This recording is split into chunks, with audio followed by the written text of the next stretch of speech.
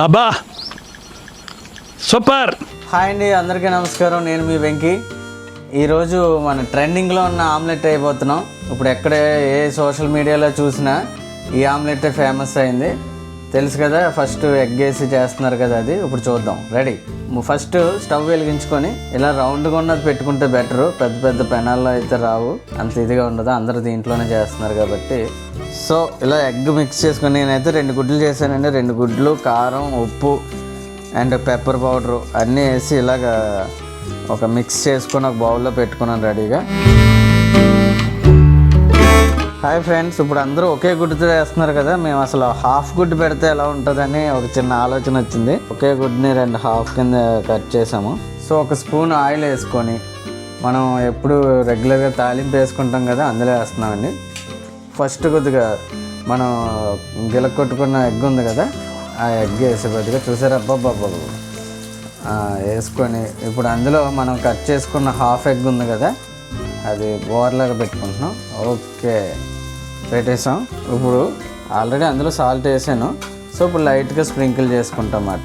కారం, సాల్ట్, మిరియాల పొడి అండి, లైట్గా ఆనియన్స్ వేసాం. దానిపైన కొద్దిగా పచ్చిమిర్చి. ఓకే, దాని మీద మళ్ళీ లైట్గా ఆయిల్ వేసుకొని, ఇంకా స్పైసీగా కావాలనుకుంటే ఇంకా కారం ఎక్కువ వేసుకోవచ్చు. చాలామంది కొద్దిగా మసాలా వేసుకుంటారు, చాట్ మసాలా వేసుకుంటారు. లైట్గా బటర్ కూడా వేసాం. ఓకే అండి, రెడీ అయిపోతుంది. ఇప్పుడు మంచిగా ఒక బౌల్కి ప్లేట్ తీసుకొని, సో ఇప్పుడు అలా ఇది ప్లేట్లోకి అంతే రెడీ అయిపోయింది. ఇంకా ట్రెండింగ్లో ఉన్న ఆమ్లెట్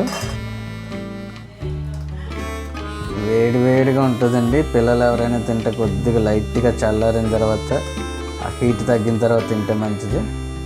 సో చాలామంది పిల్లలు సండే అనగానే కొద్దిగా స్పెషల్ టిఫిన్ కోరుకుంటారు కదా. సో బ్రేక్ఫాస్ట్కి ఇలాగ ట్రై చేయండి. ఇందులో కావాలనుకుంటే పచ్చి మళ్ళీ పైన ఆనియన్స్ చల్లుకొని కొద్దిగా మళ్ళీ కారం స్ప్రింకిల్ చేసుకోవచ్చు.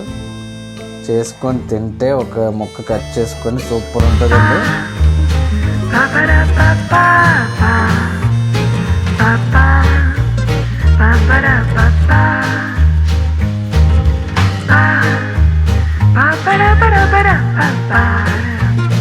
తినండి మాయ గారు.